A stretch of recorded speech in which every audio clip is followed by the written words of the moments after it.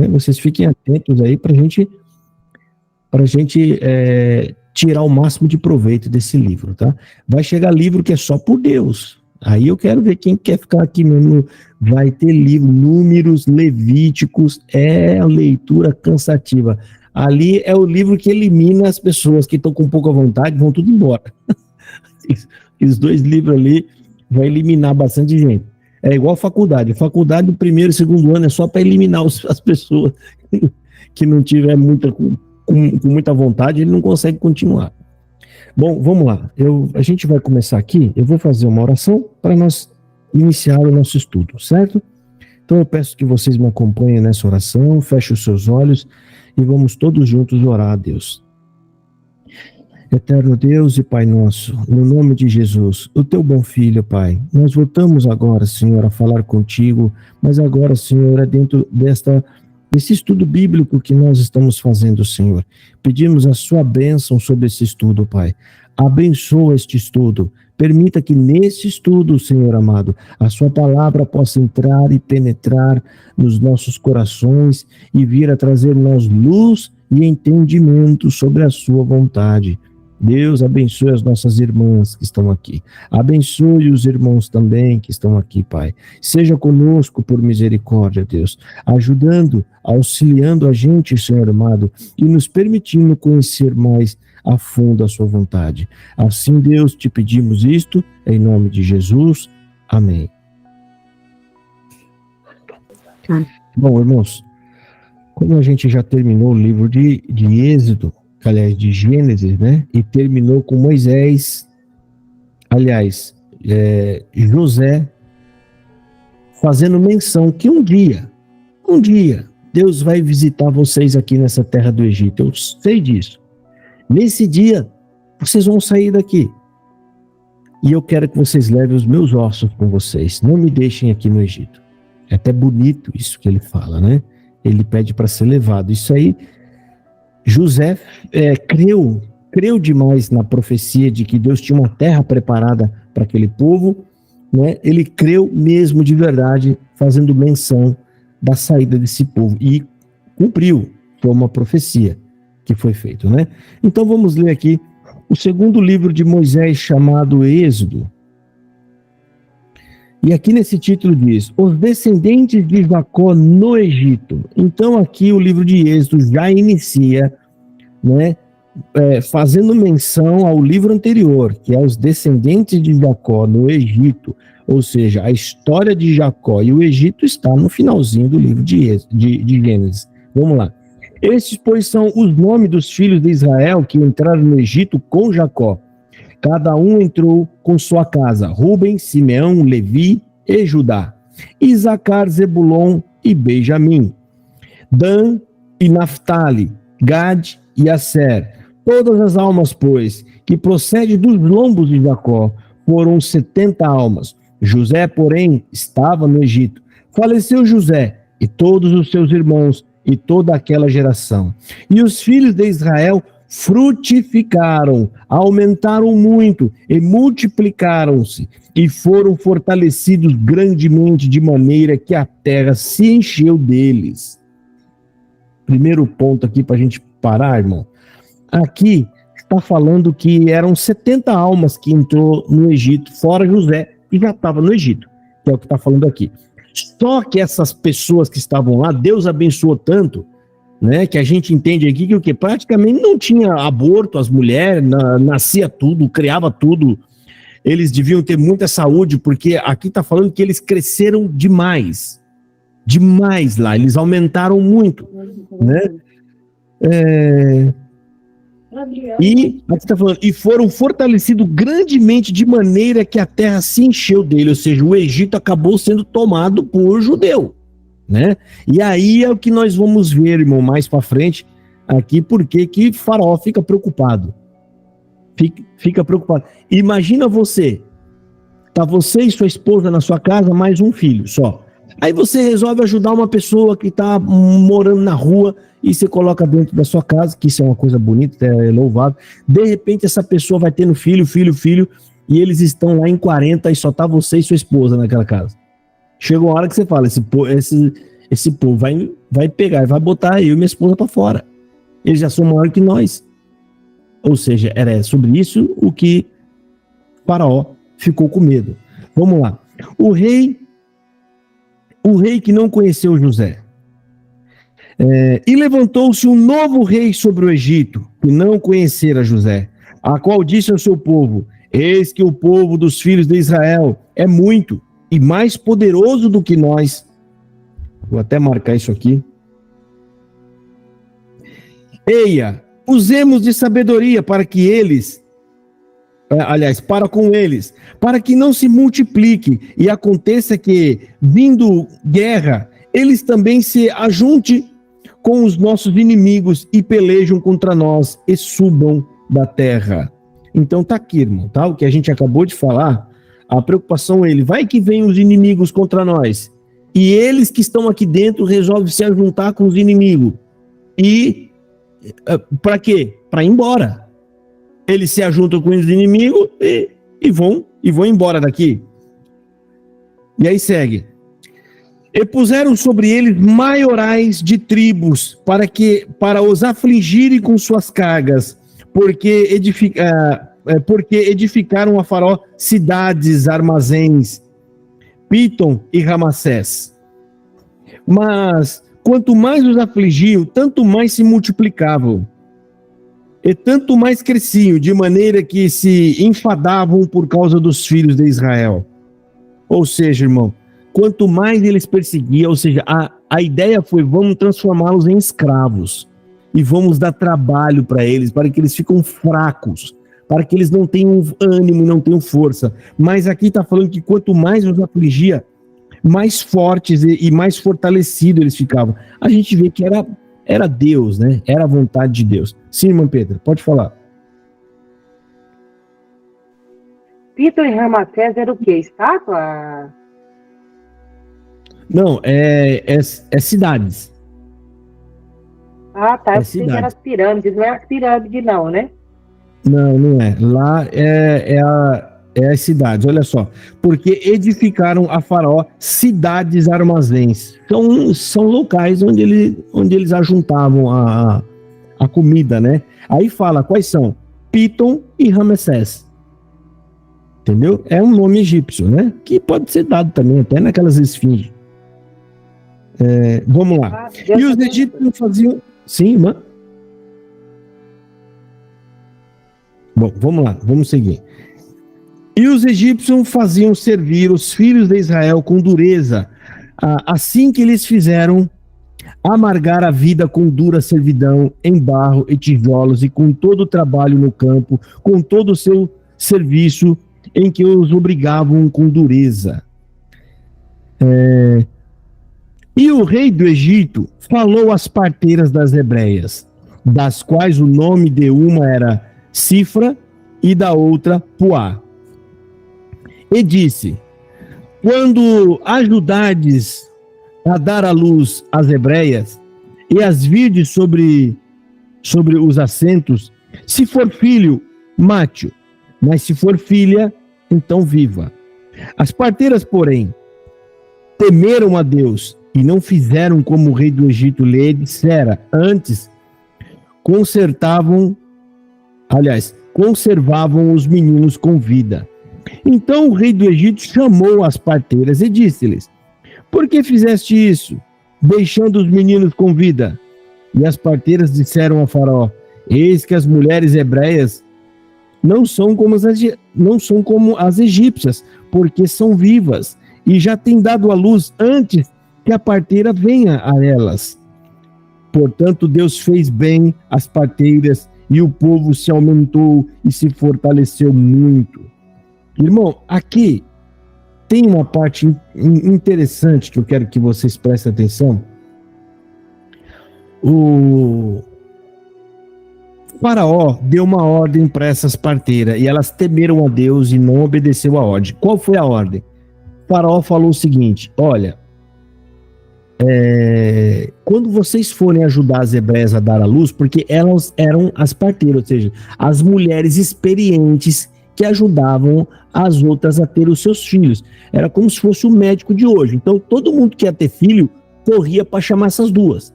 Essas duas iam lá, tá? E o faraó, sabendo disso, mandou chamar essas duas e falou: vamos fazer o seguinte, todo menino que nascer, se for homem, você mata. Se for menina, você pode deixar viver. E o que elas fizeram, irmão? Elas não obedeceram o faraó. Ao contrário, olha só, ele disse: quando ajudares a dar à luz as hebreias e as vires sobre os assentos, e se for filho, mate-o, mas se for filha, então viva.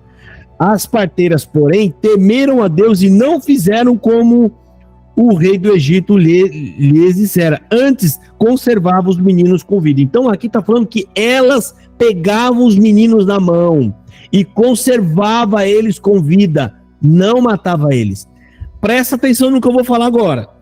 Mas o que aconteceu quando o faraó chamou as duas? O faraó falou para as duas: ei, vem cá, eu não mandei vocês matar os meninos? O que elas falaram, irmão? Então o rei do Egito chamou as parteiras e disse-lhes, o versículo 18. Vou até anotar aqui, marcar aqui. Ele disse: por que fizeste isso, deixando os meninos com vida? E as parteiras disseram, olha aqui a resposta dela: eis que as mulheres hebreias não são como as egípcias, porque são vivas e já têm dado à luz antes que a parteira venha a eles. Elas falaram a verdade aqui, irmão? Elas mentiram. Elas mentiram porque lá em cima está falando que elas deixavam os meninos vivos. Então elas estavam lá no parto. Elas estavam ajudando no parto. E elas mentiram para Faraó. Elas falaram: não, quando a gente chega, já deram a luz. Como é que a gente vai tomar agora a criança da mão deles? Já deram a luz. Elas mentiu. E agora que vem a parte mais interessante. Versículo 20.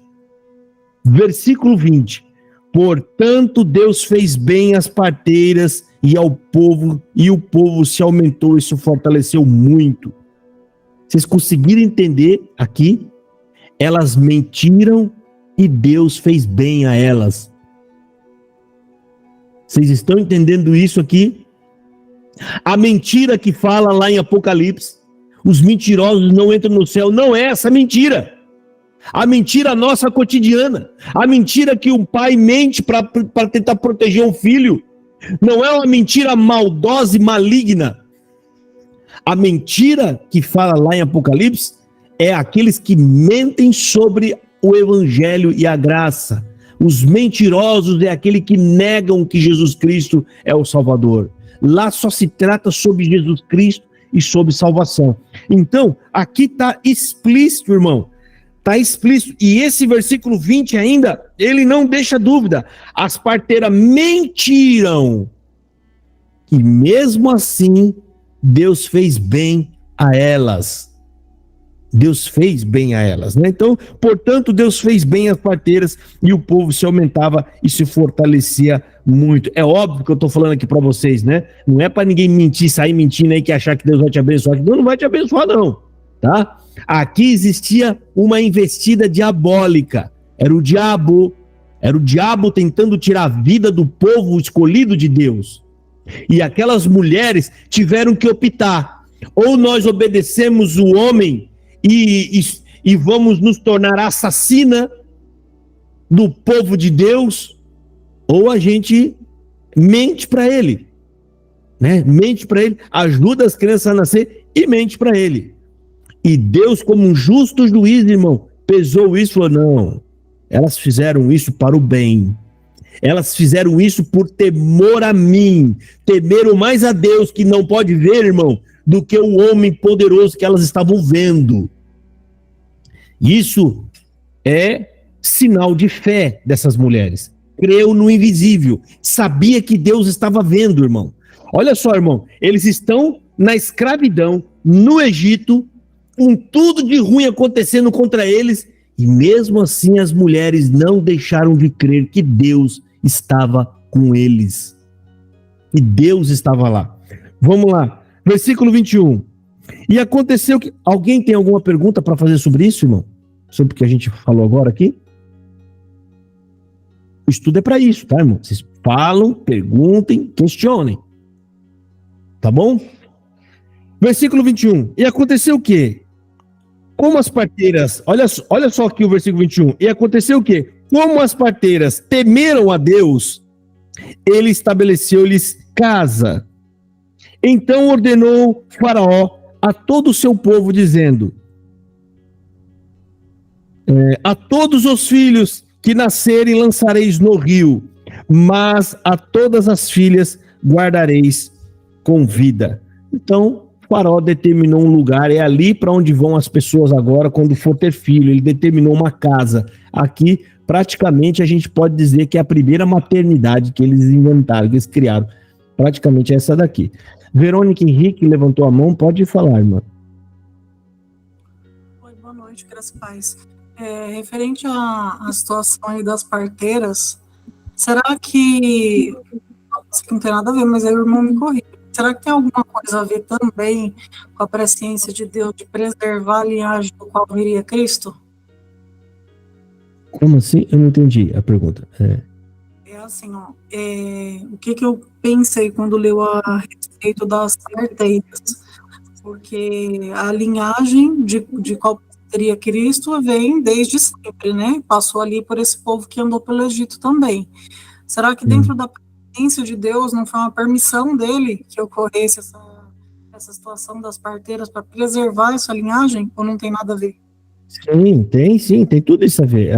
O povo não seria eliminado nunca, como até hoje está lá Israel, não pode ser eliminado. Até hoje, a mão de Deus protege aquele povo. Eu não sei se vocês lembram ou sabem, eu peço até que vocês busquem, eu estava vendo outro dia no YouTube, eu até chorei. Se não me falha a memória, foi no ano de 1967. 6 países se ajuntaram para destruir um país recém-formado de Israel. 6 países. A diferença bélica era enorme.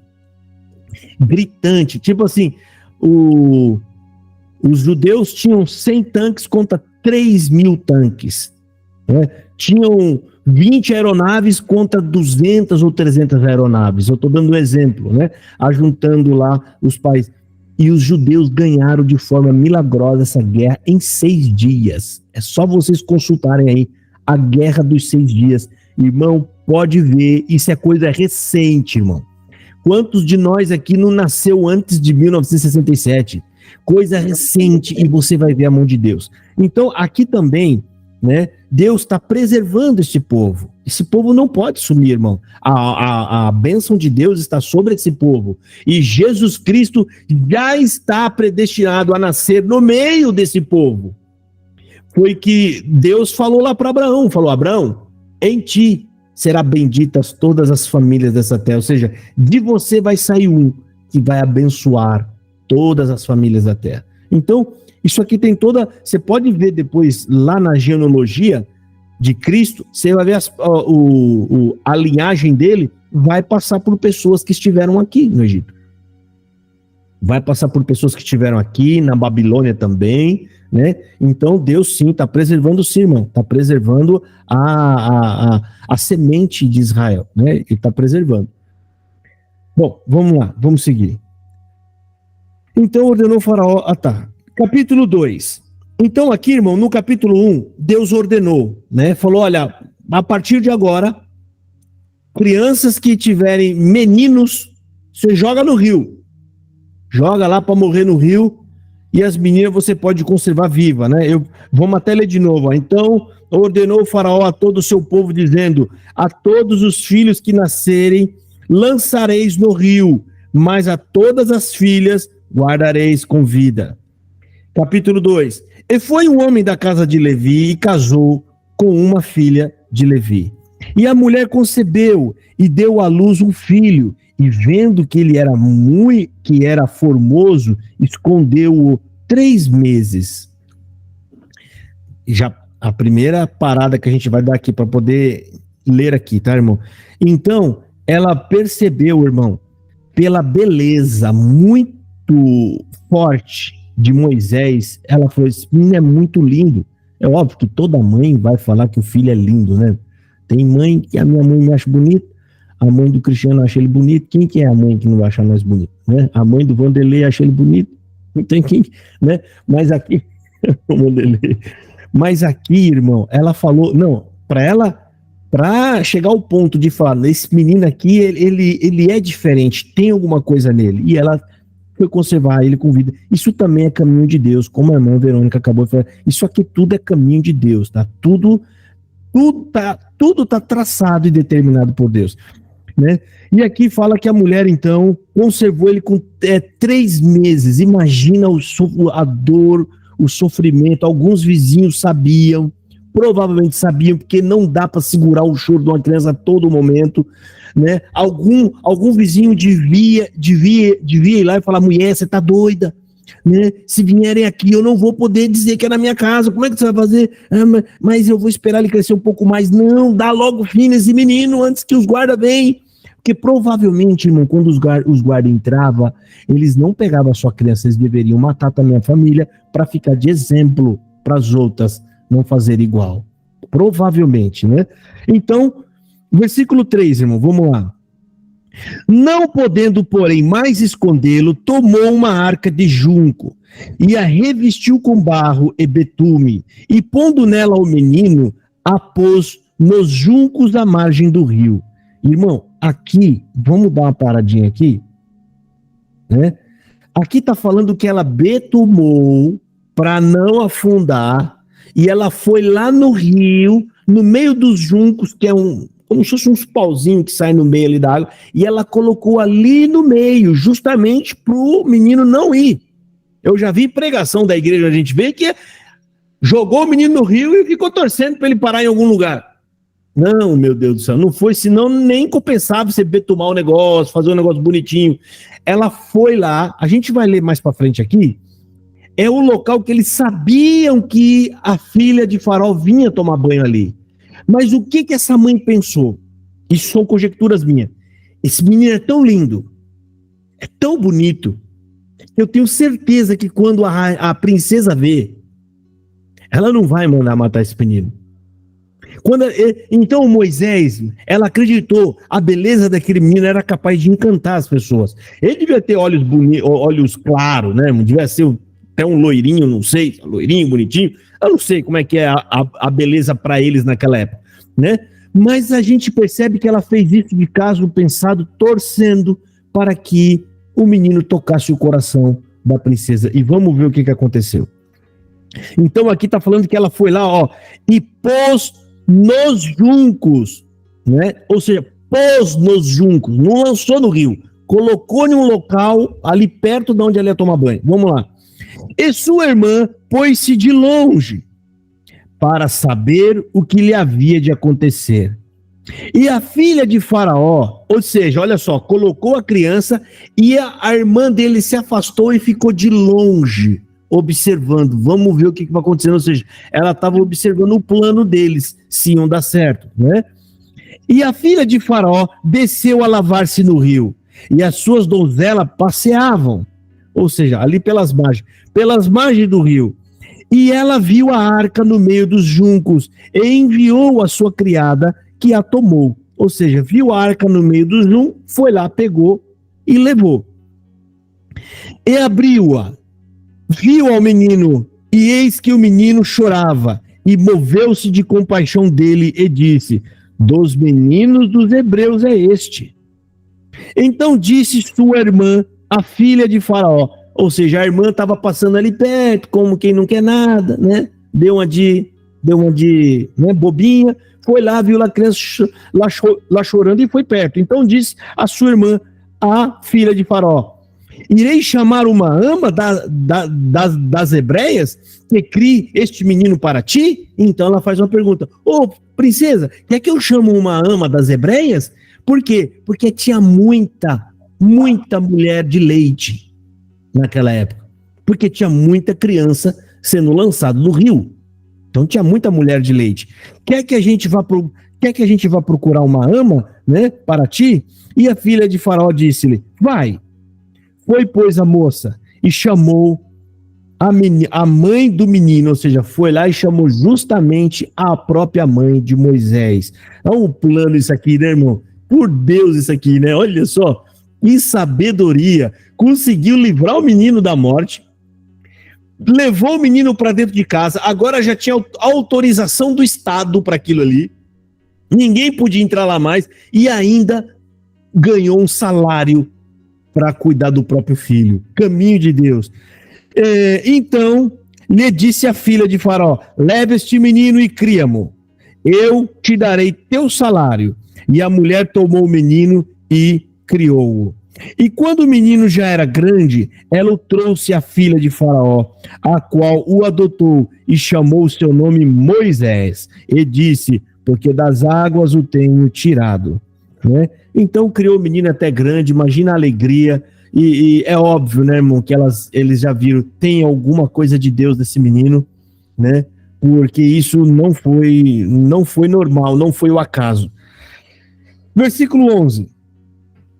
Então, irmão, agora aqui já tem um pulo no tempo. Moisés agora já está adulto.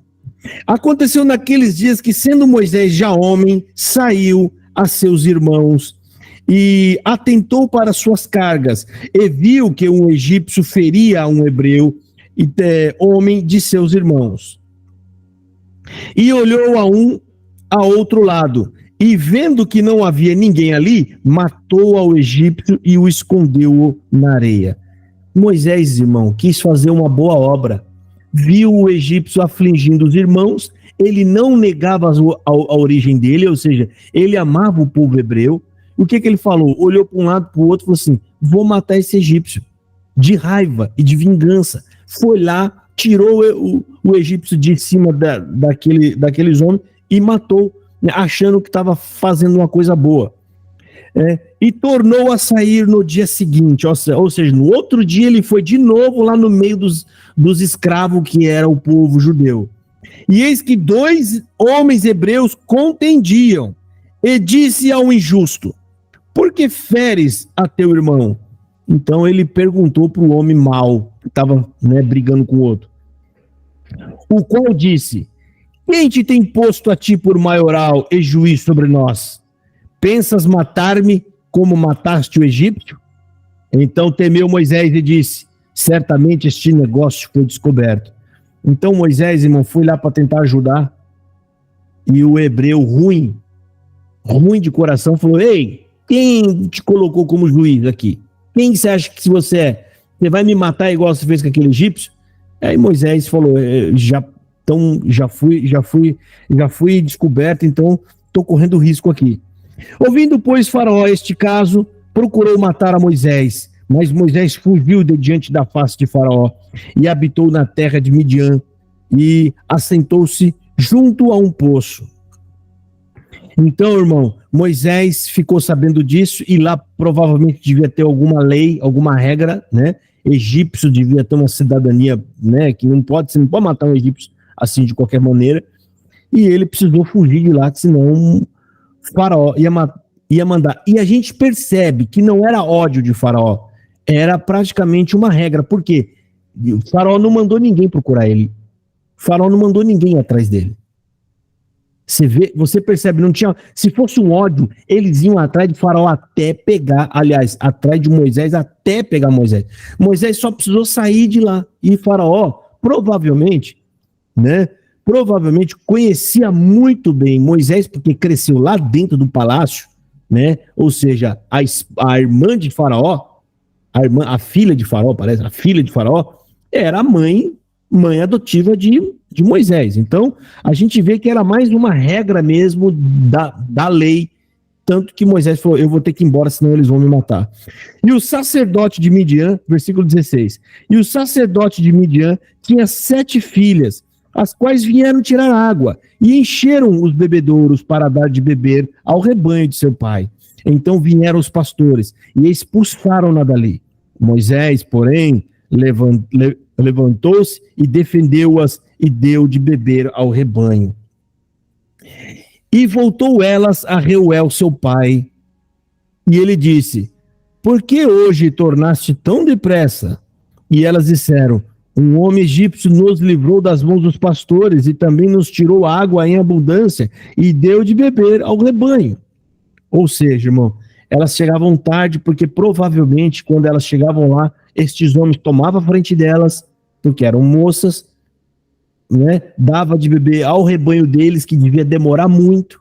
Essas moças só iam conseguir beber muito mais tarde, deveria chegar sempre mais tarde em casa. Mas naquele dia Moisés estava lá e falou: não, elas chegaram primeiro. Botou os caras para correr, ajudou elas dar água e chegaram mais cedo em casa. Assustou até o pai, né? Chegou mais cedo. E disse às suas filhas: e onde ele está? Por que deixaste o homem? Chamai-o para que coma pão. E Moisés consentiu em morar com aquele homem. E ele deu a Moisés sua filha Zípora, a qual deu à luz um filho, e ele chamou o seu nome Gerson, porque disse: peregrino fui em terra estranha. Então, irmão, provavelmente Moisés, ele era um homem habilidoso, nascido lá na terra do Egito, provavelmente ele aprendeu a lutar, ele tinha técnicas de luta, e Jétro não ia deixar esse homem embora. Não, esse homem para nós vai ser até uma ajuda para a gente, vai ser até uma proteção aqui. Sim, irmã Verônica, pode perguntar, pode falar. Ou falar, né? É uma pergunta mesmo. Aqui isso é um incrível, porque eu pergunto demais, irmão. Porque eu gosto Pode perguntar, não tem problema. Esse Jétro, ele era um sacerdote, vamos dizer assim, de Deus, né? Ou ele era um sacerdote segundo as regiões lá, porque idólatra? Eu sempre fico com essa dúvida, não consigo chegar com você, se souber. Tá. Aqui não fala que ele é um sacerdote de Deus, né? Não fala. Ainda não tinha uma religião estabelecida para Deus, né? Ainda não tinha. Só lá em Gênesis que a gente vê que aparece um chamado Melquisedeque, que era sacerdote de Deus, mas a gente não sabe de onde aquele homem é, nem para onde ele foi. A Bíblia não fala nada sobre ele. Ele não tem começo de dia, porque não fala da onde ele é, e nem fim de dia, porque não fala para onde ele foi, nem quando ele morreu. Por isso que em Hebreus compara Jesus com Melquisedeque, porque ele não tem uma linhagem de começo, porque ele nasce de uma mulher virgem, ele não tem linhagem de começo, e também não fica morto, ele ressuscita e vai embora, ele não fica aqui na terra. Então, Jétro também é algum sacerdote de alguma religião, a gente não sabe qual, né? A gente não sabe dizer qual que é, mas não é sacerdote de Deus. Tanto que aqui no texto não fala nada sobre isso, né? Nem depois os apóstolos escrevendo, né? Falando sobre os tempos do passado, como está lá em Hebreus, em outras cartas, né? Não fala nada desse sacerdócio dele, né? Então ele era sacerdote de algum deus lá, de alguma religião daquela época, né? Mas não quer dizer que não eram pessoas boas, né? Pessoas justas, honestas, né? Até porque não é porque não conhece a Deus que necessariamente são pessoas más, tá? A gente vai ver outras passagens bíblicas, até em Gênesis lá, esqueci o nome lá do homem que brigou com Moisés, porque, aliás, com Abraão, falou: você nem falou que essa moça era sua esposa, você falou que era sua irmã e a gente quase que se deita com ela. Você viu que era um homem preocupado com as coisas justas e não justas. E por isso Deus guardou eles de pecarem. Então você vê que ainda que não conhecesse Deus, né, ainda pode ter pessoas que têm ética e têm bom senso, como tem ateus que são pessoas boas e decentes. Mas a salvação não depende disso, né? Tá bom, irmão? Mas aqui não fala em nenhum momento se ele era sacerdote de Deus aqui, tá? Provavelmente de outros deuses. Bom, versículo 23, irmãos. Aconteceu depois de muitos dias que morreu o rei do Egito, e os filhos de Israel suspiraram por causa da servidão. E clamaram, e o seu clamor subiu a Deus por causa da sua servidão, ou seja, sofreram, irmão. Sofreram e pediram a Deus. E ouviu Deus o seu gemido, e lembrou-se Deus da sua aliança com Abraão, com Isaque e com Jacó. Ou seja, Deus tinha feito uma aliança, né? E viu Deus os filhos de Israel, e atentou Deus para a sua condição. Capítulo 3, irmãos. Apacentava. Irmão Josafá, aqui Oi. nessa parte aqui que fala assim, ó, e lembrou o Senhor Deus. Tem outras partes que falam, né? O Senhor Deus lembrou. Será que o Senhor, às vezes, ele esquece? Não é que esquece. É uma forma de falar de que Deus ele está atento, né? Ele está atento às promessas que ele fez. Ou seja, não é que ele lembrou que ele tinha esquecido, né? É um modo de falar de que Deus está atento e de que a promessa dele vai cumprir no momento certo. Inclusive, tem uma parte aqui na Bíblia, em Gênesis, que agora eu não lembro, que lá fala exatamente que eles iam ficar escravos por 400 anos. Eles iam ficar escravos. Então, Deus sabe exatamente a hora que tem que se lembrar deles, né? Deus falou, já deu o momento, então eu me lembro. O modo de falar, se lembrou Deus, significa que Deus atentou para eles para o momento de agir.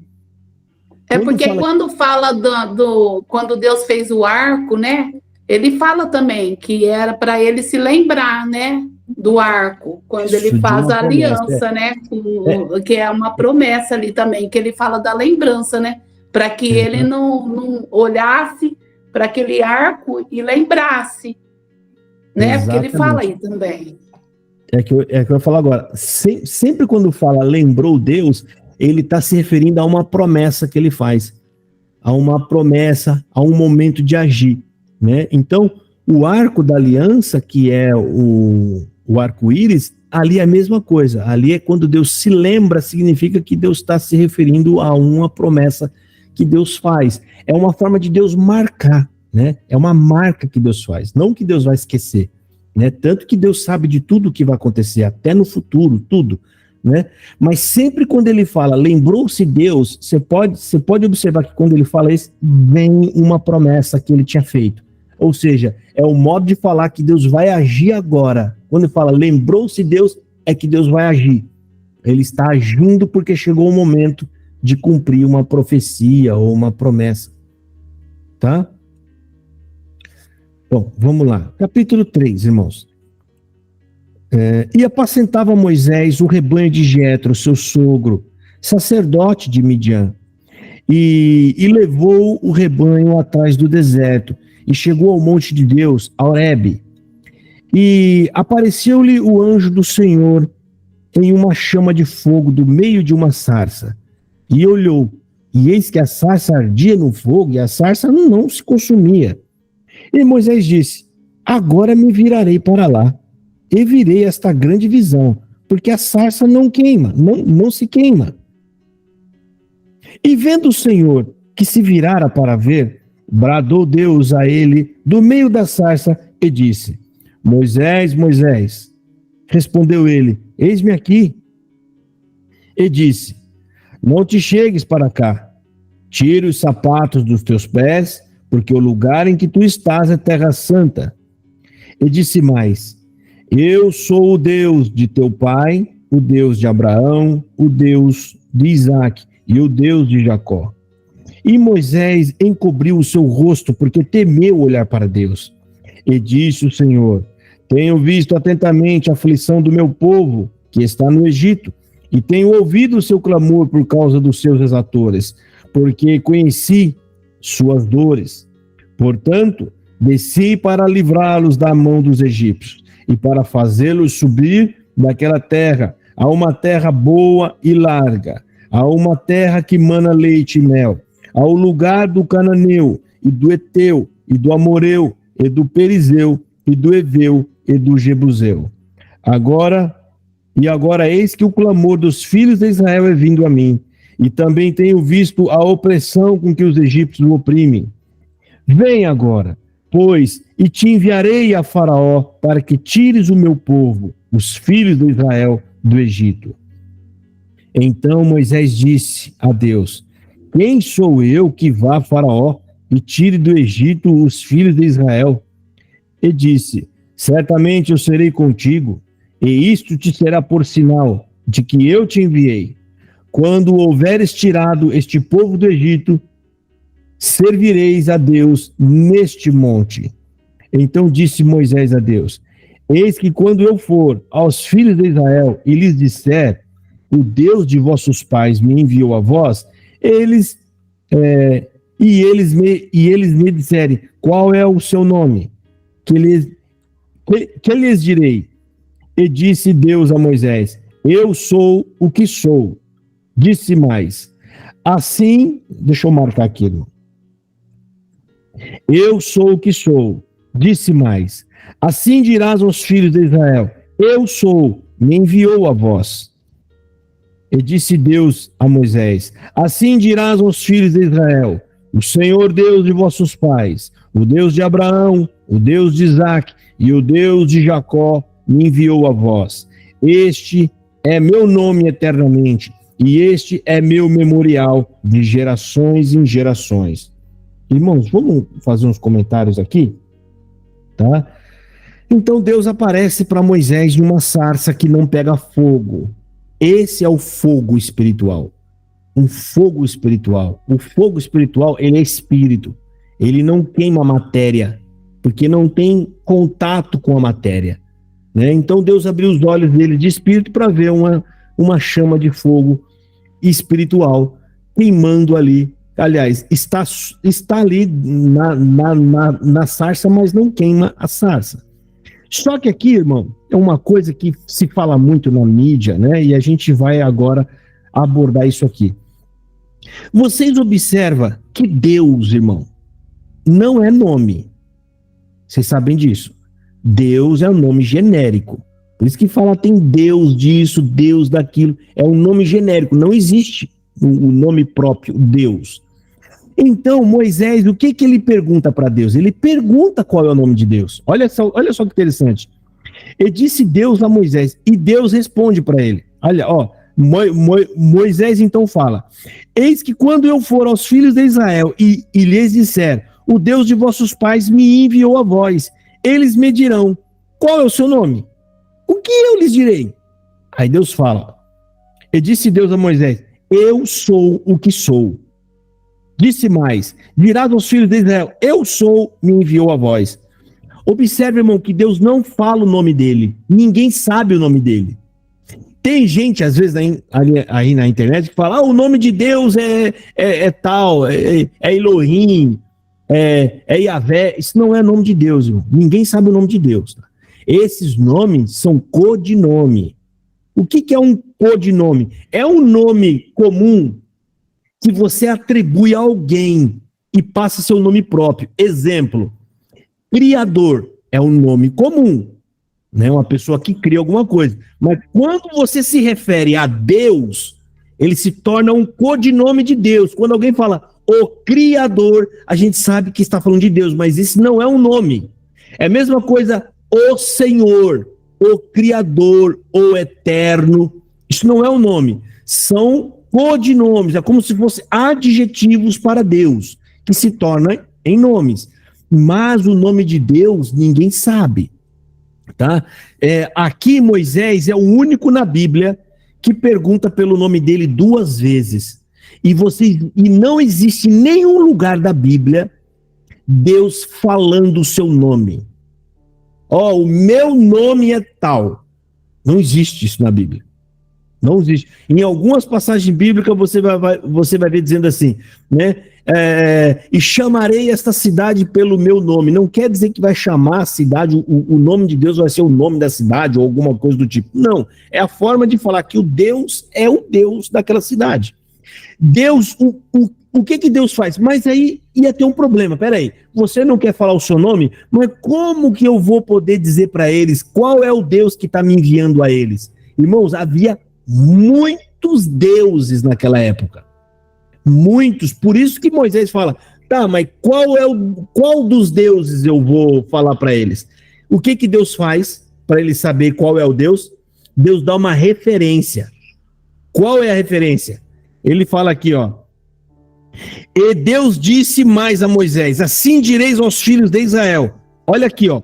O Senhor, Deus de vossos pais, o Deus de Abraão, o Deus de Isaque e o Deus de Jacó. É dessa forma que a gente vai entender sobre que Deus está sendo falado. E ele fala, me enviou a vós, este é o meu nome eternamente, e este é o memorial de geração em geração. Ou seja, Deus falou, meu nome vai ser o seguinte, fala que é o Deus de Abraão, Isaac e Jacó, que aí, né, sabe de que Deus estamos falando. Irmã Esther, a pergunta que a irmã está fazendo? A irmã quer fazer? Sim, irmão. Por que então em alguns lugares fala Jeová, o Deus Jeová? Eu gostaria de entender o que é essa denominação Jeová, por favor. Se o irmão souber me responder, agradeço. Jeová é um codinome, irmã, que quer dizer, Senhor, os judeus, eles têm tanto aquele negócio de o zelo, adoração a Deus, que eles evitam falar até o nome, o Deus eles evitam. Então eles criam outros nomes, codinome, para falar. Da mesma forma, é para falar Deus, como falar o diabo. Eles não gostam de falar diabo. E nem Satanás. O que eles falam? O inimigo. O adversário. É igual nós era da nossa igreja que a gente estava. O Senhor. Mas até hoje fala, que Senhor é esse que eles estão falando lá? Tá, eu queria entender essa nomenclatura Jeová, porque inclusive fala nos livros de Ezequiel, acho que Jeremias também fala. Jeová é Senhor, irmão. Fala. Tá certo. Tá. Jeová é um sinônimo de Senhor. É a mesma coisa que falar Senhor. Ó, se você colocar qualquer um desses codinomes, ó, Senhor, Jeová, Criador, Eterno, dá tudo na mesma. Tá? Mas Deus não tem, ele não disse o nome. Existe uma explicação para isso, que vai estar lá em Apocalipse. Eu vou até falar aqui para vocês, porque senão a gente vai acabar esquecendo disso mais para frente. Vocês sabem que tudo que está nessa terra, tudo que participa dessa terra não é do céu, nem o seu nome. Está escrito lá na Bíblia. A irmã Esther não vai ser chamada Esther no céu. Ou seja, esse nome que o seu pai te deu e a sua mãe te deu, não vai herdar o céu. É o nome terreno, é o nome que Deus te deu, igual o Josafá. Esse nome foi escolhido pelo meu pai, mas quando tudo acabar, o único pai que eu tenho é Deus. E a Bíblia, nem o nome Jesus Cristo não vai entrar no céu, esse nome. Tudo que participa dessa terra será trocado. Lá está escrito em Apocalipse assim, e eu escreverei na sua testa o meu novo nome, Jesus está falando, e o seu novo nome. Então até os nomes serão alterados, serão mudados, serão um nome eterno. Nós vamos receber um nome dado pelo próprio Deus. É maravilhoso isso, gente. A gente vai receber um nome novo. E muito provavelmente vai ser nome lindo. Então, se Deus... Aí vem a minha conjectura, a minha análise. Alguém lembra a parte da Bíblia que fala que lá será dado um novo nome? Deixa eu ver aqui. Não é 3 de Apocalipse, daquele parágrafo que é bem lido lá, a partir do verso 7? Versículo 17, né? Vamos ver. Versículo 17. Apocalipse 2, versículo 17. É bom a gente abrir, e isso faz parte do nosso estudo, então vamos lá. É capítulo 3, irmão Josafá. Capítulo 3? Isso, a partir do verso 7, que fala a igreja da Filadélfia, e esse é o trecho mais lido, né? Não, irmã. É capítulo 2, Apocalipse 2, versículo 17. Eu vou ler para vocês. Apocalipse mas no 3, irmão, no capítulo 3, no verso 12, que tá escrito isso, do novo nome e tal. Então vamos ver. Tudo diferente. Do meu Deus e também o meu novo nome. O 2,17 também tem. Também.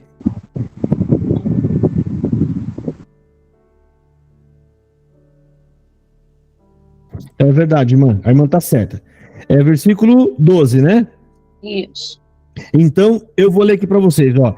A quem vencer, eu farei coluna no templo do meu Deus, e dele nunca sairá.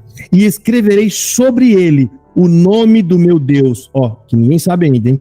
E o nome da sua cidade, e o nome da cidade do meu Deus, e a nova Jerusalém, que desce do céu, do meu Deus, e também o meu novo nome, Mas tem outra parte que fala. Aí deve estar se referindo ao nome de Jesus, né? Porque Jesus que fala. Mas tem uma outra parte que fala que ele vai escrever sobre a nossa testa o novo nome dele e o nosso novo nome. A irmã falou ali do capítulo 2, não foi? Deixa eu ver aqui. Deve um novo nome escrito, o qual ninguém conhece, não. É no 2:17. Qual, né? 2:17. Então é isso mesmo. Não tem ouvido novo que o Espírito diz nas igrejas. Ao que vencer, darei a comer do maná escondido, e dar-lhe-ei uma pedra branca, e na pedra um novo nome. É isso mesmo, um novo nome escrito, o qual ninguém conhece, senão aquele que o recebe. Tá? É isso mesmo, gente. Então, Deus vai dar um novo nome para nós, tá? Até Jesus Cristo vai receber um novo nome. Jesus vai receber, ou seja, nada dessa terra vai herdar. Nada vai entrar lá. Até os nomes, tudo serão deixados para trás. Nós vamos entrar novos. Chegou lá até o novo. Então, pensa comigo. Aí é conjectura minha, ou seja, não está na Bíblia. A gente faz análise. Então, peraí. Se até o nome de Jesus será trocado, o meu também, se Deus revelasse o nome dele ia fazer parte dessa vida. Se ele revela o nome dele entra nessa terra. E então o nome dele também ia ser trocado. Teria que ser trocado. Então talvez Deus não revela justamente para preservar o seu próprio nome. E aí ele deixa uma referência. Ele fala, olha, quando alguém quiser saber de que Deus estamos dizendo, diga o Deus de Abraão, o Deus de Isaac e o Deus de Jacó. Ou seja, ele deixa esses três como referência. E o nome desses três é falado várias vezes na Bíblia para se referir a Deus. Então, irmão, isso aqui é crucial. Um ponto importantíssimo. Moisés pergunta o nome, Deus não fala o nome. Ele não fala. Em nenhum outro lugar na Bíblia existe o nome de Deus. Ou seja, a gente não vai ver Deus dizendo assim, fulano de tal, esse é o meu nome, Elohim. Você não vai ver ele falando isso. E ele também não fala, o meu nome é Jeová. Ele não fala. Não tem lugar nenhum. E tem que estar na Bíblia. Se não está na Bíblia, não existe o nome dele. Tem que estar na Bíblia. O único livro é na Bíblia. Está na Bíblia? Não está. Então, quando alguém vier, também não vão sair contendendo com as pessoas, porque é coisa, sabe, pouca. A gente não vai contender. Mas é bom vocês guardarem isso aqui no coração. Ninguém sabe o nome de Deus. Deus não revelou o seu nome, tá? E o nome de Salete, Silvana da Silva, Josafá, a irmã Adriana, a irmã Pedra, Maria Madalena, esses nomes vão com você até a sepultura e depois nunca mais, irmão. Acabou. Esse nome vai ficar na lápide e acabou ali. Nós vamos ressuscitar. Sim, pode falar. Se não me engano, Jesus Cristo, até o nome dele, se não me engano, quer dizer cavalo de fogo, né? Tem alguns que falam que tem um significado desses, né? Mas isso também pouco importa. A gente, se fosse pegar todas essas coisas, a gente vai esquentar a nossa cabeça, né? A irmã Verônica, que levantou a mão. Então, o irmão estava lendo ali a respeito do eu sou o que sou, e no tetagrama hebraico que eles falam que é o Yud Rei, Vav Rei, que eu... irmã, não é. Eles falam. Mas eu sei que não é, mas assim, eles colocaram esse Yud Rei, Vav Rei, que significa do hebraico pro português, eu sou o que sou e eu serei o que terei, né? E eles evitam falar porque eles entendem que esse Yud Rei, que é Yahvé, que o povo fala, é o nome de Deus, então eles falam Javé, fala Jeová, fala qualquer outra coisa que eles estão pronunciando. No que eles acreditam ser o nome de Deus, os judeus. Os judeus inventam muito na cabeça deles, eles inventam. Eles ajuntam as consonantes e tentam criar um nome, mas a pergunta é essa que você faz. Qual é o capítulo da Bíblia que Deus está dizendo o nome dele? Aí a pessoa vai falar, não sei. Você fala, então da onde você tirou que esse monte de consoante é o nome de Deus? Eles não vão saber explicar. Eles vão dar um monte de outra explicação fora da Bíblia, extra palavra de Deus. Mas é que é assim, que é assim. Eles querem tudo que nós temos mais próximo ao nome de Deus, o que é? O codinome, gente.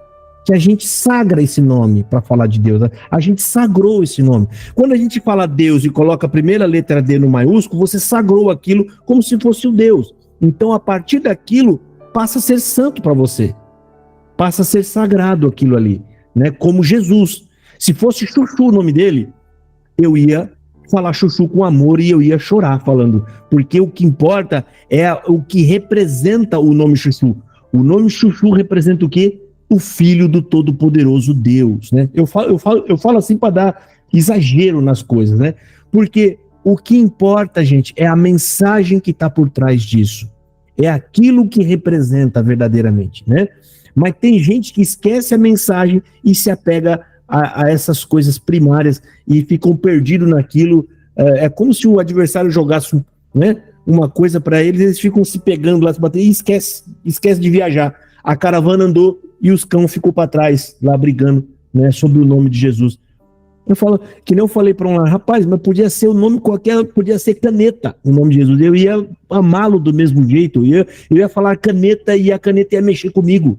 Ela ia mexer com o meu sentimento, né?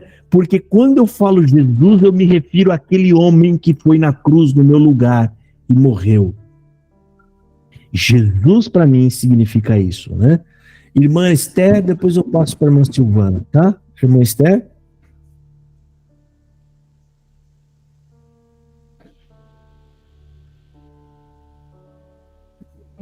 De tirar a mão, irmão, não é nada não, Deus abençoe. Tá, amém. Irmã Silvana? Só uma pergunta de uma dúvida que já me perguntaram, né, e eu não sei, talvez você possa me ajudar. Só falando sobre o nome de Deus aí, mas é uma outra pergunta que às vezes sempre é questionada, né? Eu falei assim, que até hoje, das partes que eu li na Bíblia, eu nunca encontrei a questão de falar de como era a aparência de Jesus, se era branco, se era moreno, né? E às vezes eu converso com algumas pessoas e elas me questionam sobre isso, né? Se você sabe algo sobre. Jesus era feio, tá? Era feio. Maria deveria ser muito feinha também, porque ele puxou praticamente a característica dela inteira. Não tem um DNA de um homem ali. Então você vê que provavelmente a aparência dele era muito parecida com Maria. E a própria escritura fala que não havia nenhuma beleza nele para que o desejássemos. Então, Deus não fez um Jesus especial. Não foi lá colocar a mão nele para fazer ele um homem diferente dos outros, tá? Provavelmente, um homem muito comum, pobre, muito simples. A cor dele, provavelmente, você olha um judeu. Por quê? Aquele povo tinha regras judaicas de não poder se associar com pessoas de outras tribos. Tá? Então a cor dele provavelmente é a cor de um judeu hoje, que é uma cor predominante lá, tá? E isso também pouco importa a cor dele, né? Ou seja, às vezes as pessoas querem levar para uma ideia racista ou alguma coisa. Gente, a gente tem cores diferentes só por causa das regiões que a gente nasce. O corpo, um povo que viveu centenas e milhares de anos em um determinado local, o corpo desenvolve para poder, para poder se sobressair naquela localidade. Pessoas que têm a pele mais escura, muitas vezes são peles que têm mais, mais resistência ao sol. Tem muito mais. Aí você vai para um lugar ártico mais frio. Aí você vê aqueles homens brancão, do olhão claro, olhão azul, por causa da região. Você pega essas pessoas e traz ela para um lugar quente, muitos deles têm problema nos olhos. Você pode ver as pessoas, às vezes, que têm olho azul, olho verde, sempre tem óculos, o óculos grosso até, porque eles já são menos suscetíveis à luz solar, às coisas. Então, isso é desenvolvimento de região. Aí também não dá para a gente nem abordar sobre isso, porque, né, a Bíblia não entra nisso, né? Mas eu creio que todos saíram de um só. Aliás... É igual os japoneses, né, irmão, Josafá? Os japoneses, todos os japoneses, chineses, têm os olhos puxadinhos, por causa da região que eles moram, né? Acaba desenvolvendo, milhares de anos vai acabar desenvolvendo. Se pegar o irmão Vanderlei, eu gosto muito do irmão Vanderlei, leva ele para um planeta isolado, né? E e deixa ele lá e ele vai se multiplicando. Vai chegar uma hora que vai nascer tudo careca lá. Tudo. Tô brincando, meu irmão Vanderlei. Tô falando isso para as pessoas entenderem. Ou seja, acaba desenvolvendo uma certa característica daquela pessoa naquele lugar, ela acaba se acentuando e vai crescendo em mais pessoas aquela mesma característica, tá? Tá bom, irmã Silvana? Mas não esquenta, mas a irmã não deve nem se apegar. Se perguntar, irmã, você fala assim, resposta simples, que é para você não se embolar e poder sair. Olha, na Bíblia não fala sobre a cor, então eu não tenho como te responder. Não queira dar respostas que não estejam na Bíblia, que aí complica. Foi exatamente o que eu falei. Isso, irmão.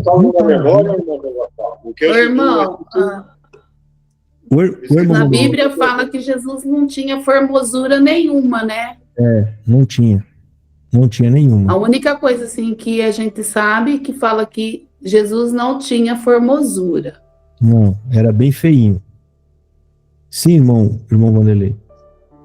Quem ajudou a carregar Jesus à cruz, ele era negro, né?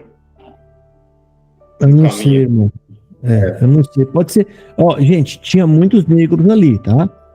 E a Etiópia, aqueles lugares, tinham muitos negros. Aquele etíope lá que Felipe fala com ele, provavelmente, são pessoas da região da África, tá? São regiões descendo, que são regiões mais quentes, né? E não tem problema nenhum nisso, tá bom, irmãos? Bom, vamos lá. Qual que é o capítulo mesmo que a gente parou? Aliás, o versículo eternamente tá. Versículo 16 agora. Então tá certo aqui, irmão? Observa que Deus não fala o nome dele, tá? Provavelmente mais na frente aqui, Moisés vai dar uma de teimoso e vai perguntar de novo o nome de Deus, e Deus já começa a se irritar com Moisés aqui. Deus vai começar a se irritar. Deus dá uma mensagem para ele rápido e achou que Moisés ia dar as costas e ir embora. Tá bom, senhor, eu vou fazer. Não. Moisés fica questionando, né? Então vamos lá, versículo 16. Tem mais alguém com uma mão levantada? Não tem, né? A irmã Silvana já perguntou, né, irmã Silvana? Eu vou abaixar a mão. Ah, tá, já baixou. Vamos lá. Vamos, Josafá. Oi. Está escrito na Bíblia que o cabelo do Senhor era mais branco do que a neve, né? Lá no céu.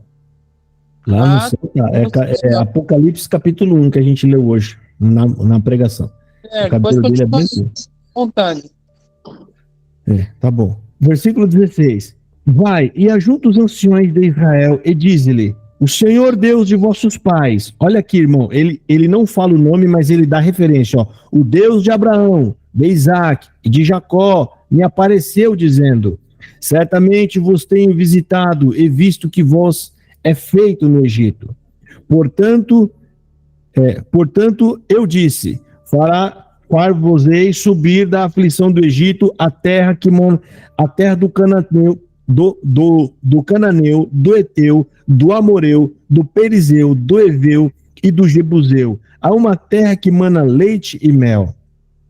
E ouvirão a tua voz, e irás, tu com os anciões de Israel, ao rei do Egito, e dir-lhe-eis: o Senhor Deus dos Hebreus nos encontrou. Agora, pois, deixa-nos ir caminho de 3 dias para o deserto, para que sacrifiquemos ao Senhor nosso Deus.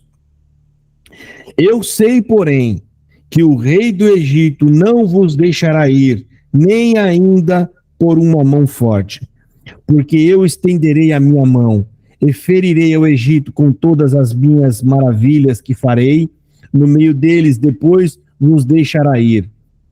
E eu darei graças a este povo aos olhos dos egípcios, e acontecerá que, quando sairdes, não saireis vazio, porque cada mulher pedirá à sua vizinha e à sua hóspeda joias de prata e joias de ouro e vestes, as quais poreis sobre vossos filhos e sobre vossas filhas, e despojarei os egípcios.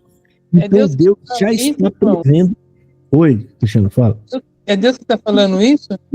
É Deus. Ah, tá bom, tudo bem feito. Amém.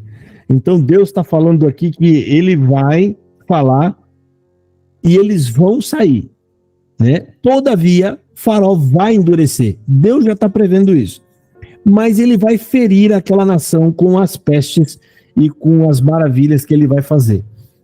E detalhe, mano, para as pessoas, e você já imaginou bater palma no vizinho, o vizinho ir lá no cofrinho dele, tirar todo o dinheiro dele, pegar o carro dele, te entregar o carro, te entregar tudo, você fala, rapaz, o que será que Deus vai fazer que os egípcios vai entregar tudo que eles têm para nós? Ou seja, eles não tinham noção que para chegar nesse ponto, é porque Deus ia fazer coisa terrível, ia deixar aquele povo muito assustado ao ponto de falar, nós vamos dar o que vocês quiserem, então somente saiam daqui, saiam de perto de nós, né? Então, capítulo 4. No capítulo 4, então respondeu Moisés e disse, mas eis que não me crerão, nem ouvirão a minha voz, porque dirão, o Senhor não te apareceu. O Senhor disse, que é isto na tua mão? E ele disse, uma vara. E ele disse, lança na terra. E ele a lançou na terra, e tornou-se em cobra. E Moisés fugia dela. Então disse o Senhor a Moisés, estende a tua mão, e pega-lhe pela cauda. E estendeu sua mão, e pegou-lhe pela cauda. E tornou-se em vara na sua mão. Olha aqui, irmão, tá vendo que interessante? Não pode esquecer. Ele está conversando com uma sarça. Não pode esquecer. Moisés, estou ficando doido mesmo. Mas não dava para pensar que está ficando doido, porque a vara virou cobra. Então, ele pergunta lá para Deus, mas não vão crer em mim. Eles vão falar, que Deus te apareceu? Nada. Os anciãos, os velhos lá. Chega o Moisés sozinho, com uma vara, falando, vamos embora, eu vou levar vocês do Egito. O Egito com um exército enorme, é a mesma coisa, irmão. E Deus fala isso aqui agora para vocês. Vanderlei, pode ir lá, entra lá nos Estados Unidos, pode dizer para eles assim, olha, Deus mandou vir aqui pegar todo o dinheiro que vocês têm e levar embora. O que você acha que você vai falar? Vanderlei tá ficando doido, sozinho, vai enfrentar um exército daquele tamanho. Então Moisés, de certa forma, tinha até razão. Ele falou assim, Senhor, eu vou chegar lá e o povo fala, que creu nada, que Deus apareceu para você nada, você está mentindo. Aí Deus fala, tá bom, Moisés, o que você tem na mão aí? Eu tenho uma vara, joga ela no chão. Virou uma cobra. E ele ficou fugindo dela e Deus fala, agora pega ela pela cauda. E pegou pela cauda. Pronto. Você já acha que é suficiente? Não, Moisés agora creu, agora ele vai. Né? Vamos ver. Versículo 5. Para que creiam que te apareceu o Senhor Deus de seus pais, o Deus de Abraão, o Deus de Isaque e o Deus de Jacó. E disse-lhe mais o Senhor, põe agora a tua mão no teu seio, e tirando-a, eis que a sua mão estava leprosa, branca como a neve. E disse, torna a pôr a tua mão no teu seio. E tornou colocar a sua mão no seu seio, depois tirou-a do seu seio, e eis que se tornou como a sua carne. E acontecerá que, se eles não te crerem, nem ouvirem a voz do primeiro sinal, crerão a voz do derradeiro sinal. Então Deus está falando aqui, olha Moisés, se não crerem no primeiro sinal, no último vão crer.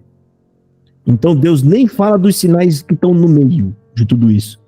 Porque o último, irmão, como a gente sabe, depois a gente vai ler, ele tira a vida de um monte de crianças que eram os primogênitos, os filhos mais velhos. Ali, imagina uma mortandade enorme, choro em todas as casas. Choro em todas as casas, né? E se acontecer que ainda não creiam a esses dois sinais, nem ouvir a tua voz, tomarás das águas do rio e as derramará na terra seca, e as águas que tornarás do rio tornar-se-ão em sangue sobre a terra seca. Então disse Moisés ao Senhor, meu Senhor, eu não sou homem eloquente, nem de ontem, nem de anteontem, nem ainda desde que tens falado a teu servo, porque sou pesado de boca e pesado de língua. E disse-lhe o Senhor, quem fez a boca do homem? Deus já está ficando meio irritado aqui, né, com Moisés. Eu não sei falar. E Deus fala, quem foi que fez a boca do homem? Quem foi que fez a boca do homem? Ou quem fez o mudo, ou o surdo, ou o que vê, ou o cego? Não sou eu, o Senhor? Vai, pois, agora, e eu serei com a tua boca, e te ensinarei o que hás de falar. Fala, Cristiano, pode falar. Josafá, esse parte que fala da boca pesada, quer dizer que ele é um... Ele está... O que significa a boca pesada, Josafá? Significa que ele não é eloquente, ele não consegue se expressar, ele não consegue conversar. Devia ser uma pessoa... E quando falava, é aquele homem que tinha palavras muito secas. Boca pesada, muito curto e grosso. Não tem dificuldade para falar. E quando vai falar é muito direto, é muito grosso. E isso podia complicar, porque para ir na frente de um rei, deveria ser alguém mais diplomático. É isso que ele está falando. Alguém que vai lá e vai saber conversar com o rei, vai saber sentar, né? E ele já não era assim. Aí Deus fala, calma, né? Foi eu que fiz a boca do homem. Então vamos lá, versículo 13. Ele, porém, disse, meu Senhor, envia pela mão daquele a quem tu has... meu Senhor, envia pela mão daquele a quem tu has de enviar. Então se acendeu a ira do Senhor contra Moisés e disse, olha aí, Deus já ficando irritado com Moisés, perguntar demais. Não é Arão, o levita, teu irmão? Eu sei que ele falará muito bem. E eis que ele também sai ao teu encontro, e vendo-te, te alegrarás em seu coração. Ou seja, Deus fala, vai, Arão, teu irmão, quando vê você chegando, vai se alegrar com você. E tu lhe falarás, e porás as palavras na sua boca, e eu serei com a tua boca, e com a boca dele, ensinando-vos o que eis de fazer. E ele falará por ti ao povo, e acontecerá que ele te será por boca, e tu lhe será por Deus. Toma, pois, esta vara na tua mão, com que farás os sinais. Então Deus já está dando as últimas ordens aqui, Deus já está quase que empurrando Moisés, vai, estou falando para você ir, né? Tá quase, já está mandando ele ir, que ele vai dar esses sinais. Versículo 18. Então foi Moisés e voltou para Jetro, seu sogro, e disse-lhe, eu irei agora e tornarei aos meus irmãos que estão no Egito para ver se ainda vivem. Disse, pois, Jetro a Moisés, vai em paz. Disse também o Senhor a Moisés em Midian, vai, volta para o Egito, porque todos os que buscam a tua alma morreram. Tomou, pois, Moisés sua mulher e seus filhos e os levou sobre um jumento e tornou à terra do Egito. E Moisés tomou a vara de Deus na sua mão. E disse o Senhor a Moisés, quando voltares ao Egito, atenta que faças diante de Faraó todas as maravilhas que tenho posto na tua mão, mas eu lhe endurecerei o coração, para que não deixe ir o povo. Então dirás a Faraó, assim diz o Senhor, Israel é meu filho, meu primogênito. E eu te tenho dito, deixa ir o meu filho para que me sirva, mas tu recusaste deixá-lo ir. Eis que eu matarei a teu filho, o teu primogênito. E aconteceu no caminho, numa estalagem, que o Senhor o encontrou e o quis matar. Isso aqui é interessante, né? Então Deus está dando praticamente uma resumida aqui na parte de cima, dizendo que, olha, ele vai recusar e no final eu vou tirar o primogênito dele, tá? E no caminho, quando ele está numa estalagem, ele fala que o Senhor, no caminho, numa estalagem, que o Senhor o encontrou e o quis matar. Aqui não dá muita explicação, a gente não entende, né? Mas a gente vai entender, né? Aqui, ó. Então Zípora tomou uma pedra aguda e o circundou o prepúcio do seu filho e o lançou aos pés e disse, certamente me és um esposo sanguinário. Algumas conjecturas que a gente faz aqui, irmão. Eles já tinham como é que eu posso dizer? Não era lei porque não tinha lei, mas era o pacto da circuncisão. Já tinham. O pacto da circuncisão começou lá em Abraão. Então eles já deveriam ser circuncidados. O que parece é que os filhos de Moisés não eram circuncidados, ou seja, Deus tinha dado uma ordem e Moisés estava voltando para cumprir uma ordem de Deus, mas os filhos dele não estavam enquadrados na promessa que Deus pediu, ou seja, circuncidar os filhos. Então parece que Deus quis barrar Moisés para que ele não seguisse viagem até que ele se colocasse de acordo com o combinado que teve com Abraão, que era circuncidar todos os filhos homens. Sim, irmã Graça, pode perguntar. Então, essa parte aqui, quando Moisés volta lá, né, para poder pedir o rei lá, né, para liberar o povo, Deus fala que vai endurecer o coração dele. Essa parte que eu não entendi, né, se eu estava mandando, né, dando sinais que era para tirar o povo, né, aí ele fala que vai endurecer mais o coração do rei. Essa parte que eu fiquei assim, meio em dúvida. Hoje, irmão, a gente anuncia Cristo para as pessoas crerem em Cristo. Deus não precisa. A gente não precisa anunciar Deus. Porque aqui, nessa época do Egito, depois que acontecer tudo isso, a gente vai ler aqui numa parte mais para frente, aonde está falando assim, que Deus operou essas obras todas para que todo mundo saiba que Ele é Deus. Então Deus, é óbvio, irmão, que com muito pouco o homem já ia começar com medo e ia deixar. E Deus não ia ter oportunidade de operar tantas coisas grandes. Então, o faraó era mau. Ele não ia deixar ir, porque ele ia perder os escravos. Mas Deus fala, mas para que eu opere todas essas obras, eu vou endurecer o coração de faraó. Deus falou aqui atrás, a gente leu aqui agora há pouco atrás, ele fala, mas eu vou endurecer para mostrar que eu sou Deus. Né? Então Deus, ele endurece para ele operar, para ele mostrar o poder dele. Então, nesse tempo, no Egito, Deus fez essas coisas para mostrar que existe um Deus de verdade. Não é o Deus mitológico, que nem as outras crenças tinham, né? Uma estátua, porque os deuses daquela época era algo que eles adoravam para poder ter uma colheita boa. Era sempre um Deus de troca. Eu adoro ele e ele abençoa a minha colheita.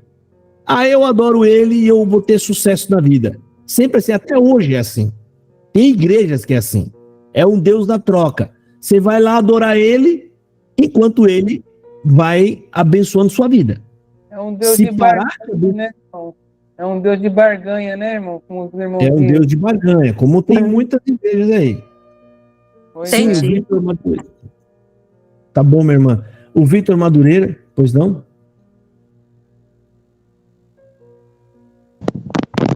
Queria saber qual texto está sendo lido, por favor, sem Êxodo, ou em qual texto, daí eu acompanhar.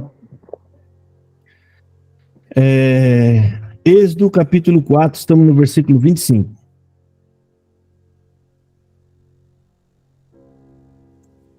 A irmã Suzy. Irmão Josafá, eu queria que o irmão voltasse esse versículo 24 aí, explicasse melhor, que não ficou muito claro para mim, não. Mas aqui não deixa, o texto não deixa claro nem para a irmã, nem para mim, nem para ninguém. Não fala muito, irmã. Eu estou tentando, né? Tem coisas que a gente pega, as evidências que a gente tem, ou seja, nós temos essas evidências.